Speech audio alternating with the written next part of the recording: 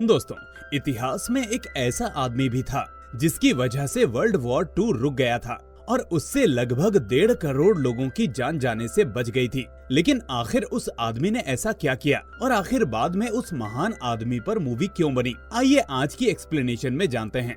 Movie की IMDb rating है 8, जिसको करीब 1 मिलियन लोगों ने वोट किया है। तो चलिए बिना देरी किए शुरू करते हैं आज की ये मोटिवेशनल स्टोरी। लेकिन उससे पहले इस वीडियो को लाइक और चैनल को सब्सक्राइब करना मत भूलना। तो कहानी की शुरुआत होती है सन 1951 में मैनचेस्टर, इंग्लैंड से, जहां मैनचेस्टर पुलिस डिपार्टमेंट को एक खुफिया खबर मिलती है कि एलन ट्यूरिंग के घर पर डाका पड़ा है, जो उस समय के महान क्रिप्टोग्राफर थे और वो वर्ल्ड वॉर 2 में भी काम कर चुके थे। अब दोस्तों, जिनको नहीं पता उनको मैं बता दूं कि क्रिप्टोग्राफर वो लोग होते हैं जो किसी खुफिया डेटा को सिक्योर करने के लिए एक इनक्रिप्टेड कोड को लिखता या प्रोग्राम करता है। खैर, पुलिस जब वहाँ इन्वेस्टिगेशन करने के लिए जाती है तो देखती है कि एलन अपनी लैब में काम कर रहा है। वो कहता है कि यहाँ कोई डाका नहीं पड़ा। वो इन्वेस्टिगेशन में बिल्कुल इंटरेस्ट नहीं लेता और उल्टा पुलिस को इंसल्ट करके वहाँ से जाने के लिए कहता है।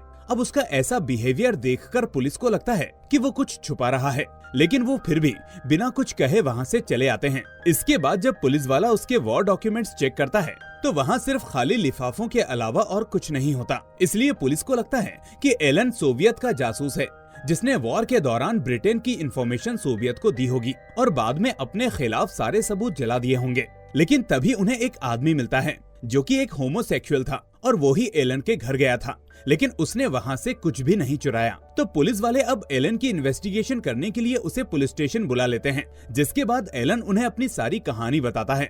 इसके बाद सीन पास्ट में शिफ्ट होता है, जहाँ सितंबर 1939 में वर्ल्ड वॉर 2 का ऐलान हो चुका था और लंदन में 8 लाख बच्चों को उनके घरों से दूर ट्रेन के जरिए किसी सुरक्षित जगह पर भेजा जा रहा था। उस वक्त 27 साल का एलन उसी ट्रेन में बैठकर MI6 के हेडक्वार्टर के लिए निकल पड़ता है। असल में उस जगह का खुफिया नाम ब्लेचली रेडियो मैन्युफैक्चरिंग रखा हुआ था और ब्लेचली पार्क से ही वो अपने सारे सीक्रेट ऑपरेशंस हैंडल कर रहे थे। एलन वहाँ कमांडर डेनिस्टन के एक टॉप सीक्रेट प्रोग्राम के लिए इंटरव्यू देने आया था।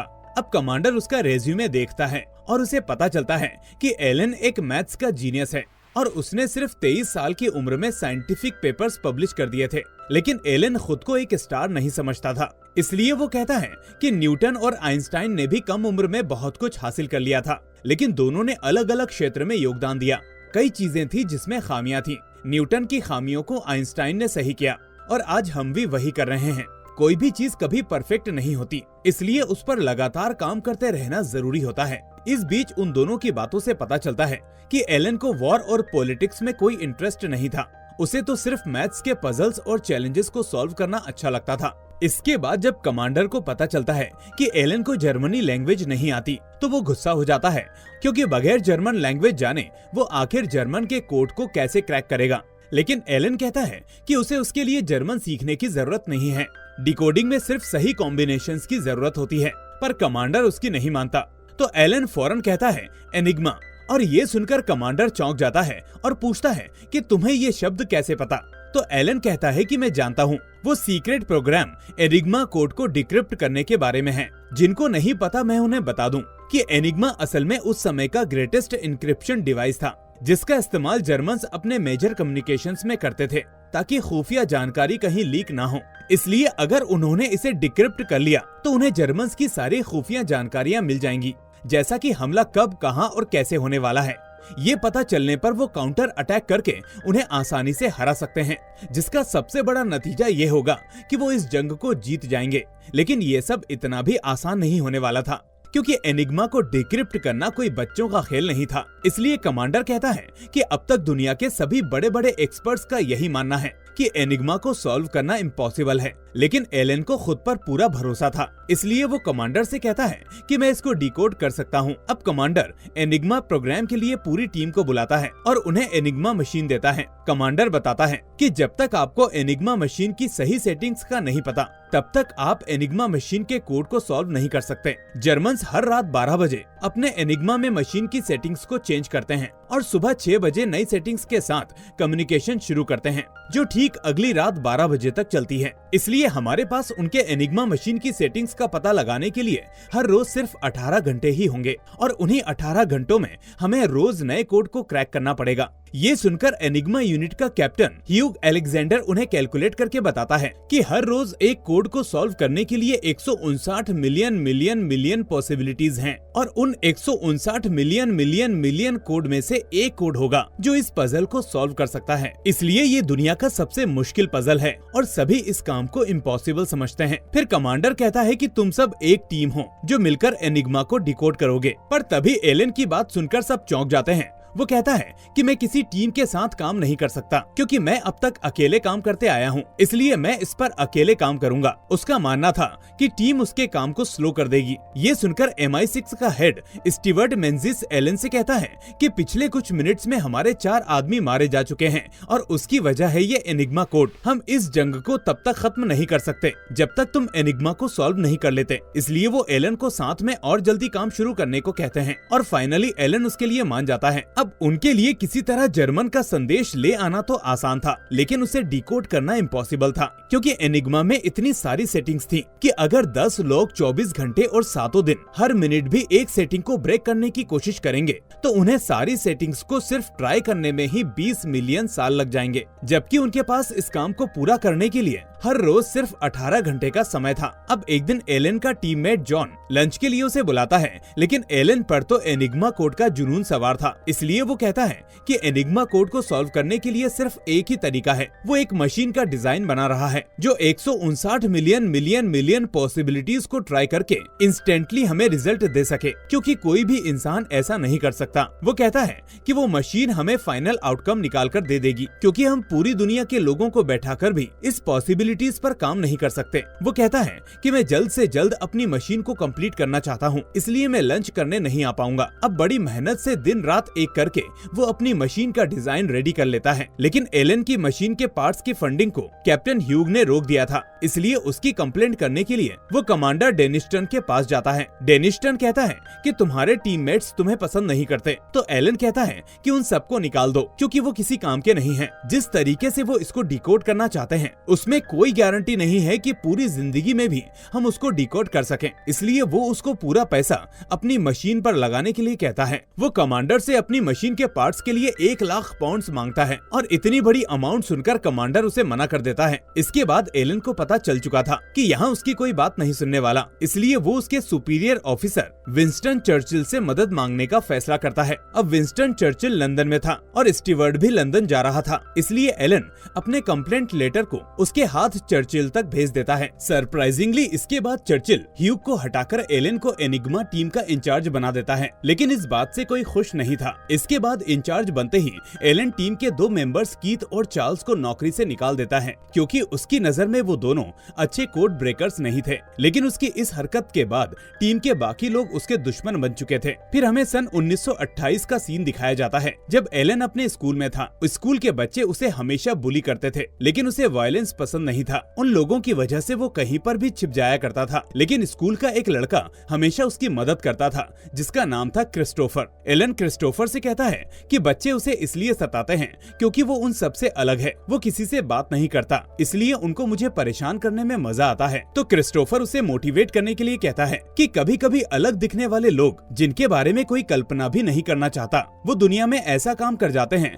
जिसके बारे में आम लोग कभी कल्पना भी नहीं कर सकते। क्रिस्टोफर को क्रिप्टोग्राफी काफी अच्छी लगती थी और इससे एलन को क्रिप्टोग्राफी सीखने का शौक पैदा हो गया था। अब कहानी प्रेजेंट में आती है, जहाँ एनिग्मा कोड को सॉल्व करने के लिए एलन को एक नए स्टाफ की जरूरत थी, तो वो एक पजल को अखबार में छपवाता है ताकि उसके जरिए वो अपने लिए काबिल स्टाफ को हायर कर सके। इस दौरान जर्मन्स ब्रिटिश पर लगातार हमले कर रहे थे, जिससे उनका काफी नुकसान हो रहा था और लोग शेल्टर में छुपकर अपनी जान बचा रहे थे। फिर वो सब लोग जिन्होंने न्यूज़पेपर वाला पजल सॉल्व किया था, वो अपने फाइनल एग्जाम के लिए आते हैं। एलन उन्हें अब काफी मुश्किल पजल सॉल्व करने के लिए देता है और वो भी सिर्फ 6 मिनट के अंदर अंदर। इस बीच एलन स्टीवर्ट को बताता है कि उसे ये पजल सॉल्व करने करने में 8 मिनट लग गए थे। तभी एक लड़की जिसका नाम जॉन क्लर्क होता है, वो ये पजल सिर्फ 5 मिनट और 34 सेकंड में सॉल्व कर देती है। इसके बाद एलन उन सभी लोगों में से 2 कैंडिडेट्स जॉन और जैक को अपनी टीम में शामिल कर लेता है। अब एलन ने मशीन तैयार करवाने के लिए 1 लाख पाउंड की फंडिंग करवा ली थी और मशीन को असेंबल करने का काम भी शुरू हो चुका था। अब टीम का नया मेंबर जैक तो वहाँ आ जाता है, लेकिन जॉन नहीं आती। उसे पता चलता है कि जॉन की फैमिली में कोई दिक्कत है, इसलिए वो उसकी फैमिली को कन्विंस करने के लिए वहाँ चला जाता है। जॉन के माँ बाप पुराने ख्यालों के थे, वो नहीं चाहते थे कि उनकी बेटी जो उस टीम के साथ काम करे जिसमें सभी मर्द और एक भी औरत नहीं है। लेकिन एलन उनसे कहता है कि हमारे साथ और भी ढेर सारी लड़कियां काम कर रही हैं, वो उनके साथ वहाँ सुरक्षित रहेगी, आप फिक्र मत कीजिए। अब एलन की बातें सुनकर जो के घर वाले उसे भेज देते हैं। अब जो एलन से पूछती है कि वो उसकी मदद क्यों कर रहा है। ये सुनकर एलन क्रिस्टोफर की लाइंस दोहराता है कि कभी कभी अलग दिखने वाले लोग जिनके बारे में कोई कल्पना भी नहीं करना चाहता, वो दुनिया का कुछ ऐसा काम कर जाते हैं जिनके बारे में आम लोग कभी कल्पना भी नहीं कर सकते। खैर, इसके बाद जो हेडक्वार्टर में पहुंच जाती है। अब उनकी असली जंग जर्मन के साथ नहीं बल्कि टाइम के साथ थी। युद्ध की वजह से ब्रिटेन के लोग मारे जा रहे थे और उनकी मदद के लिए अमेरिका से हर हफ्ते खाना आता था, लेकिन जर्मन सिपाही वो सारा राशन समंदर में ही तबाह कर देते थे, जिसकी वजह से ब्रिटेन के लोग भूखे मर रहे थे। और अब सारी उम्मीदें एलन और उसकी मशीन पर टिकी हुई थी। अब आज भी 12 बज जाते हैं और आज भी वो कोड ब्रेक नहीं कर पाते। तो ह्यूग को अपनी नाकामयाबी से बहुत गुस्सा आता है और वो एलन से झगड़ने लगता है। वो उसे कहने लगता है कि वो उस मशीन से कुछ नहीं कर सकते, उन्हें कोई और तरीका सोचना चाहिए। लेकिन एलन को अपनी मशीन पर पूरा भरोसा था। वो कहता है कि मेरी मशीन जरूर काम करेगी। अब रात को वो इस बात से बहुत परेशान होता है, इसलिए उस मशीन का काम जल्दी पूरा करने के लिए वो कुछ जरूरी पेपर्स अपने कपड़ों में छुपाकर आधी रात को चोरी छुपे जो के पास जाता है। फिर वो उसे जर्मन के सॉल्व्ड और अनसॉल्व्ड मैसेज दिखाता है और अपनी मशीन, जिसका नाम उसने क्रिस्टोफर रखा था, उसके बारे में भी बताता है। वो कहता है कि वो एक ऐसी मशीन बना सकता है जिसके पास अपना खुद का एक दिमाग हो। फिर अगले दिन कमांडर डेनिस्टन के सिपाही पूरे ऑफिस की तलाशी ले रहे थे। कमांडर को खबर मिली थी कि ब्लेचली पार्क में कोई सोवियत का जासूस है जो यहाँ की इन्फॉर्मेशन सोवियत को भेज रहा है और कमांडर को एलन पर ही शक था। वो पूरे ऑफिस की अच्छी तरह से तलाशी लेता है। वो एलन के डेस्क की भी तलाशी लेता है, लेकिन उसे वहाँ कुछ भी नहीं मिलता। आखिर में एलन उससे कहता है कि मैं कोई जासूस नहीं हूँ, इसलिए मुझ पर शक मत करो, मुझे अपना काम करने दो। अगले दिन जो एलन से मिलती है वो एलन से कहती है कि वो चाहे जितनी मर्जी इंटेलिजेंट क्यों ना हो, लेकिन अगर वो अपनी टीम के साथ मिलकर काम नहीं करेगा तो उसे कामयाबी नहीं मिलेगी। एलन उसकी बात समझ जाता है। अगले दिन वो सबके लिए सेब लेकर आता है और उन सबसे बड़े प्यार से पेश आता है ताकि वो उनका दिल जीत सके। उसकी ये कोशिशें ह्यूग को अच्छी लगती हैं। फिर ह्यूग बाद में आकर उसे वायर्स को डायगोनल पोजीशन में कनेक्ट करने का आइडिया देता है, जिससे मशीन का काम और भी तेज हो जाएगा। इसके बाद वो सभी एक टीम बन जाते हैं जिन्होंने दुनिया का सबसे पहला डिजिटल कंप्यूटर तैयार कर दिया था। फिर पहली बार उस मशीन का पावर ऑन किया जाता है, तो ऑन होने के बाद वो मशीन काम करने लगती है। पर अभी तक एलन को उसकी ड्यूरेशन और एक्यूरेसी का अंदाजा नहीं था। एलन भी इस बात से परेशान था क्योंकि उसने मशीन तो तैयार कर दी थी, लेकिन एक्यूरेट रिजल्ट्स निकालने में अभी भी बहुत मेहनत लगने वाली थी। उधर हिटलर की सेना ने भी अभी तक बहुत तबाही मचा दी थी। 25 से भी ज्यादा देशों पर उन्होंने कब्जा कर लिया था। जर्मन के इन हमलों से कमांडर डेनिस्टन को बहुत गुस्सा था क्योंकि लोग मारे जा रहे थे, जबकि अभी तक वो जर्मन का एक भी मैसेज डिक्रिप्ट नहीं कर पाए थे। इसलिए कमांडर एलन की मशीन क्रिस्टोफर को जबरदस्ती बंद करवा देता है। वो कहता है कि हमने अपना टाइम और 1 लाख पाउंड बर्बाद कर दिए हैं और वो एलन को नौकरी से निकाल देता है। लेकिन अब कुछ बदलाव आ चुका था जिसके बारे में कमांडर को पता नहीं था। एलन के बचाव में उसकी पूरी टीम वहाँ आ चुकी थी। वो सभी कहते हैं कि अगर वो एलन को निकालेगा तो वो भी अपनी जॉब छोड़ देंगे। फिर ह्यूग कमांडर से कहता है कि सिर्फ एलन ही एनिग्मा को डिक्रिप्ट कर सकता है, उसके बिना हम में से कोई भी आगे नहीं बढ़ पाएगा, इसलिए हमें 6 महीने का टाइम और चाहिए। अगर हम सक्सेसफुल नहीं हुए तो हम खुद ही यहाँ से चले जाएंगे। लेकिन कमांडर उन्हें सिर्फ 1 महीने का एक्सटेंशन देता है। वो कहता है कि अगर 1 महीने में काम नहीं बना तो उन्हें कमांडर की बात माननी पड़ेगी। इस बीच जो के घर वाले उसे वापस घर बुला रहे थे क्योंकि वो 25 साल की हो चुकी थी और अभी भी अनमैरिड थी। अब एलन को ये बात पता चलती है और वो एनिग्मा प्रोग्राम के लिए किसी भी कीमत पर जो को रोकना चाहता था, इसलिए वो एक वायर की रिंग बनाकर उसे शादी के लिए प्रपोज कर देता है और दोनों एंगेजमेंट कर लेते हैं। फिर शाम को जब वो पार्टी कर रहे होते हैं तो ह्यूग जो के साथ डांस करने लगता है और ये देखकर एलन सोच में पड़ जाता है कि क्या वो जो का ख्याल अच्छे से रख पाएगा, क्योंकि वो एक होमोसेक्सुअल यानी कि गे था। उसके मन की बात उसका टीममेट जॉन समझ जाता है। उसे पता चल चुका था कि एलन एक गे है, लेकिन वो इस राज को राज रखने के लिए कहता है क्योंकि उस जमाने में होमोसेक्सुअल होना इलीगल था और कानून के मुताबिक उसकी सजा भी दी जाती थी। जॉन कहता है कि अगर इस बात का पता कमांडर को चल गया तो कमांडर उसे एनिग्मा प्रोग्राम से बाहर निकाल देगा, क्योंकि वो उसे पसंद नहीं करता, इसलिए वो जो भी करे सोच समझ कर करे। इसके बाद सीन फ्लैशबैक में जाता है, जहां हम देखते हैं कि एलन ने स्कूल में क्रिस्टोफर को प्रपोज करने के लिए एक खत लिखा था, लेकिन उस दिन क्रिस्टोफर स्कूल ही नहीं पहुंचता और एलन उससे अपने प्यार का इजहार नहीं कर पाता। फिर कुछ दिनों तक जब वो स्कूल नहीं आता तो एलन उसके बारे में पता करता है, जिस बीच प्रिंसिपल उसे अपने ऑफिस में बुलाकर बताता है कि क्रिस्टोफर को टीवी था, जिस वजह से उसकी जान जा चुकी है। इसके बाद हमें पता चलता है कि उसकी याद में एलन ने अपनी मशीन का नाम क्रिस्टोफर रखा था। अब हर रोज सुबह 6 बजे से लेकर रात 12 बजे तक वो मशीन जर्मन के मैसेज को डिकोड करने में लगी रहती है, लेकिन अभी तक वो एक भी मैसेज को डिकोड नहीं कर पाती। इसके बाद हर रोज जैसे ही 12 बजते थे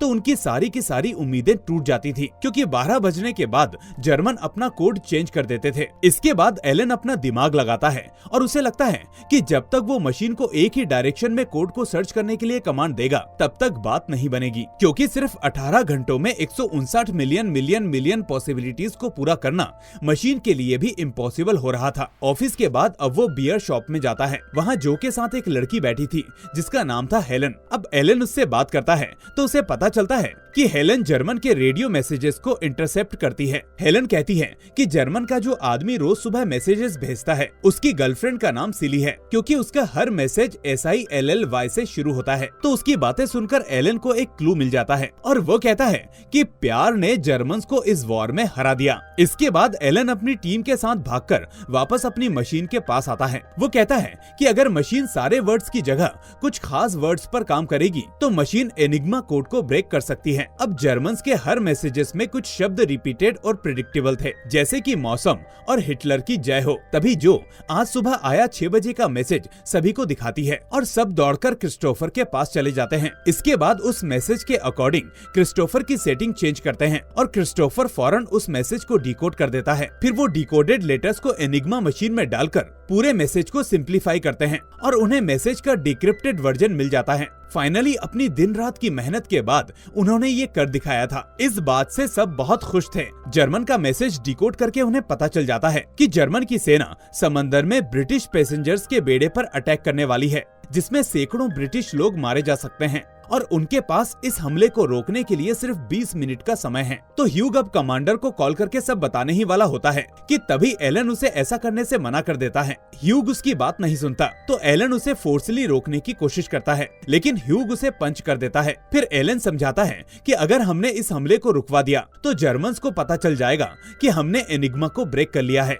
और अगर ऐसा हुआ तो जर्मन अपनी पूरी कम्युनिकेशन को एक ही दिन में बंद कर देगा। वो एनिग्मा सेटिंग्स को चेंज कर देंगे, जिससे उसको बाद में सॉल्व करना लगभग नामुमकिन हो जाएगा। वो कहता है कि हमारा काम सिर्फ एक लड़ाई जीतना नहीं बल्कि पूरा युद्ध जीतना है, जो सबसे जरूरी है। तभी पीटर उस लोकेशन को देखकर कहता है कि उस बेड़े में मेरा बड़ा भाई अपनी ड्यूटी कर रहा है। वो एलन से उसे बचाने के लिए मदद मांगता है, लेकिन एलन कुछ भी नहीं कर पाता क्योंकि वो पूरी तरह से मजबूर था। इस तरह उन्हें सैकड़ों निर्दोष लोगों की कुर्बानी देनी पड़ती है। फिर एलन और जो MI6 के हेड स्टीवर्ड के पास जाते हैं। वो उससे कहते हैं कि हमने एनिग्मा को ब्रेक कर लिया है, लेकिन इसके बारे में डेनिस्टन या किसी और को पता नहीं चलना चाहिए। फिर वो कहते हैं हम आपको स्टैटिस्टिक्स एनालिसिस से बता देंगे कि कौन सा हमला रोकना है और कौन सा नहीं, और आप उस हमले को रोकने की कोई झूठी कहानी फैला देना जिस पर भरोसा किया जा सके और जिसका एनिग्मा कोड के साथ कोई कनेक्शन ना हो। ऐसा करने से हम जर्मन जासूसों को एनिग्मा कोड ब्रेक के बारे में पता चलने नहीं देंगे और इस जंग को जल्द से जल्द खत्म कर सकेंगे। फिर हर रोज जर्मन के मैसेजेस को डिकोड करके इंफॉर्मेशन इकट्ठा करने लगते हैं। इस बीच एक दिन एलन जॉन के टेबल पर बाइबल देख लेता है, क्योंकि सोवियत का जासूस अपने मैसेज में बाइबल के वर्सेस यूज करता था। तो उसे पता चल जाता है कि जॉन ही सोवियत का जासूस है। पहले तो जॉन कहता है कि सोवियत भी ब्रिटेन की तरह जर्मन के खिलाफ हैं, पर जब एलन नहीं मानता तो जॉन उसे धमकी देता है कि अगर उसने कमांडर को बताया तो वो उसके होमोसेक्सुअल होने का राज भी कमांडर को बता देगा, जो उसे नौकरी से निकाल देगा। तो एलन ये सुनकर थोड़ा सोच में पड़ जाता है। फिर जब वो इस बारे में बात करने के लिए जो से मिलने उसके घर जाता है तो यहाँ स्टीवर्ट उसे मिलता है। उसके हाथ में जर्मन के कुछ मैसेजेस थे जो एलन ने जो को दिए थे। स्टीवर्ट कहता है कि जो ही सोवियत का जासूस है, तो एलन उसे बताता है कि जो नहीं बल्कि जॉन सोवियत का जासूस है, और वो उसे सब बता देता है। और अब आता है इस कहानी में नया मोड़। दरअसल स्टीवर्ट को जॉन के बारे में तब से पता था जब से वो इस पार्क में दाखिल हुआ था, लेकिन उसने ये सब किसी को नहीं बताया और जॉन का यूज किया,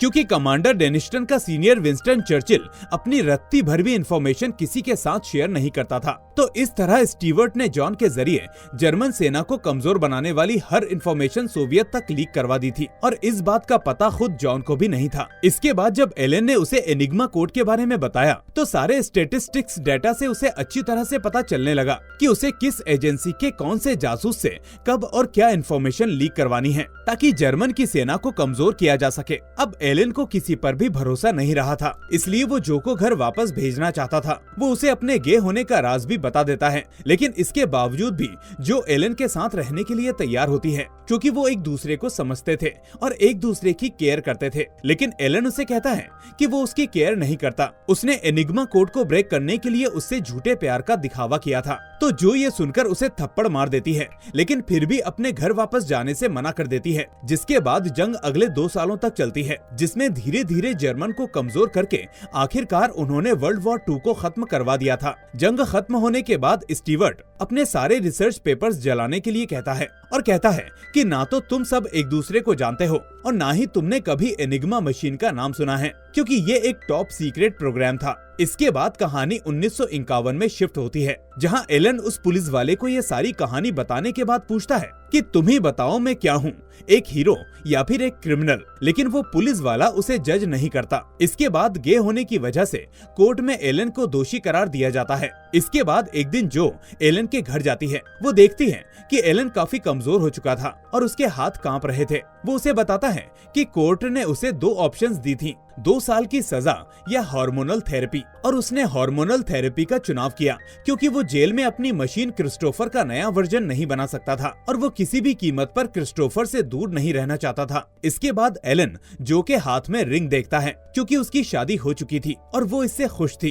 केमिकल का स्ट्रेस और मेडिकेशन की वजह से एलन बहुत कमजोर हो गया था। वो सिंपल सी पजल भी अब सॉल्व नहीं कर पाता था, वो अब बर्बाद हो चुका था। जो को ये देखकर उसकी कंडीशन पर बहुत दुख होता है और एलन भी इमोशनल होकर रोने लगता है, क्योंकि इस थेरेपी ने उसे कहीं का भी नहीं छोड़ा था। वो उसे कहती है कि एलन, अगर हम सब जिंदा हैं तो सिर्फ तुम्हारी वजह से, अगर तुम ना होते तो ना वो जंग रुकती और ना हम सब जिंदा होते। तुम एक हीरो हो। इसके बाद हार्मोनल थेरेपी के 1 साल बाद 7 जून 1954 को महान जीनियस एलन ट्यूरिंग ने खुद की जान लेकर इस दुनिया को हमेशा के लिए अलविदा कह दिया था। तब उनकी उम्र सिर्फ 41 साल की थी। 1885 से लेकर 1967 तक लगभग 49,000 होमोसेक्सुअल लोगों को ब्रिटिश लॉ ने सजा सुनाई थी। इसके बाद 2013 में रानी एलिजाबेथ द्वितीय ने एलन की अचीवमेंट के लिए उन्हें पोस्टुमस रॉयल पार्डन से सम्मानित किया था। एनिग्मा कोड ब्रेक होने की वजह से वर्ल्ड वॉर द्वितीय करीब 2 साल पहले खत्म हो गया था, जिसमें लगभग 14 मिलियन लोगों की जान बचा ली गई थी।